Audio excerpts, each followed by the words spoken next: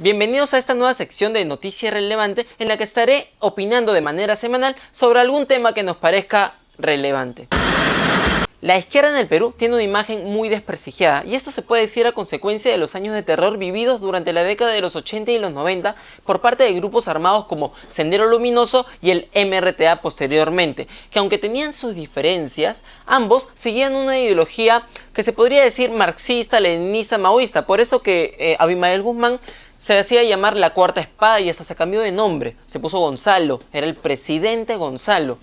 Ambos grupos armados tenían la idea de llegar al poder a través de una lucha popular y establecer un nuevo régimen, cambiar el sistema que teníamos, capitalista, que sigue hasta el momento, e instaurar un gobierno comunista, que en ese momento el gobierno encasilla a todos los que tenían un pensamiento diferente al de ellos como terroristas, le hizo un gran daño. Ya no podías tener ni siquiera un libro de Marx o una propaganda comunista porque ya eras encarcelado y recién te hacían un juicio por apología al terrorismo. Ese daño sigue hasta el momento de hoy, y no solamente con partidos de izquierda o personas que siguen una idea de izquierda, sino hasta personas que no tienen nada que ver con un partido político son acusadas de terroristas solamente porque piden algún tipo de derecho. Tenemos el ejemplo de médicos porque sus centros de salud están en situaciones muy lamentables. Tenemos también el ejemplo de estudiantes que salen a marchar porque algún tipo de autoridad dentro de su universidad está cometiendo algún acto de corrupción.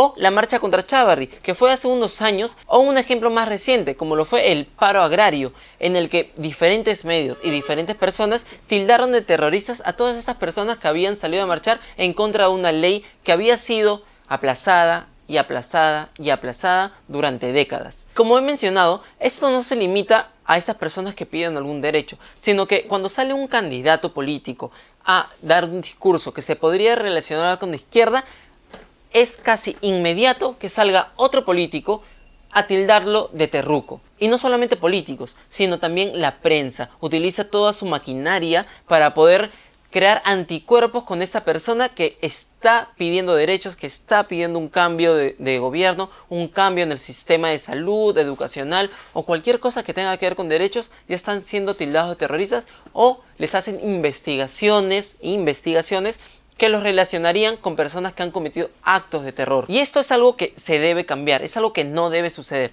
¿Por qué? Porque se reducen 20 años de historia en los que participaron diferentes personajes, diferentes grupos políticos, diferentes agrupaciones sociales para enfrentarse a estos grupos terroristas. Se les reduce tan solo como 20 años de terrorismo, cuando el terrorismo no es una ideología, el terrorismo no es un partido político, el terrorismo es una herramienta que puede ser utilizada por cualquier grupo para hacer llegar su idea. Vamos con el caso más cercano que tenemos a nosotros, que es Sendero Luminoso, que fue más grande que MRTA, por eso fue el que sonó más y el que suena hasta ahora más. Este grupo nace como un partido político, luego utiliza la guerra de guerrillas y posteriormente estaría utilizando actos terroristas para poner al margen a personas que están en contra de ellos, pero no todo lo que sucedió durante estos 20 años fue terrorismo a secas. El terrorismo es usado por diferentes grupos extremistas, pueden ser grupos políticos, pueden ser grupos religiosos,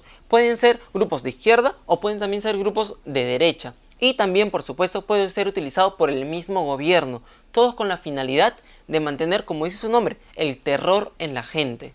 Y vamos con unos ejemplos de algunos de ellos. Por ejemplo, en Chile se puede decir que Pinochet también utilizó actos terroristas para poder lograr su cometido, que fue neutralizar a las ideas de izquierda en ese país. El primero, por supuesto, es el golpe de estado que hicieron contra Salvador Allende, el presidente en ese momento, y posteriormente el asesinato de más de 3.200 personas o desaparecidos, 3.200 personas, más de 30.000 torturas y cientos de miles de personas exiliadas del país por mantener una idea que ellos consideraban comunista y peligrosa para su país. Estas muertes, estas torturas son terrorismo de Estado. Y para venirnos aquí en el Perú, también el gobierno de Fujimori empleó terror con terror y por eso crearon al grupo Colina. Y podemos recordar la matanza de Barrios Altos, la matanza de La Cantuta, fueron actos terroristas por parte del Estado. Ahora, terrorismo religioso, tenemos a los grupos extremistas de Al Qaeda e ISIS. Y también existen otros que son grupos nacionalistas, como el grupo terrorista ETA del País Vasco.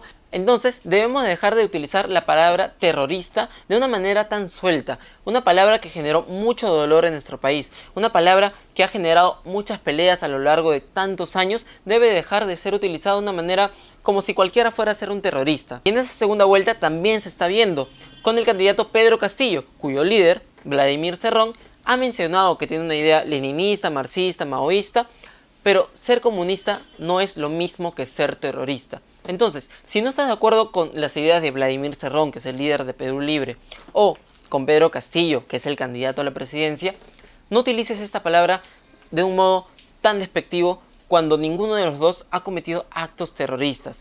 Así que, ya saben, elevemos nuestro nivel argumentativo para que esta segunda vuelta sea mucho más entretenida.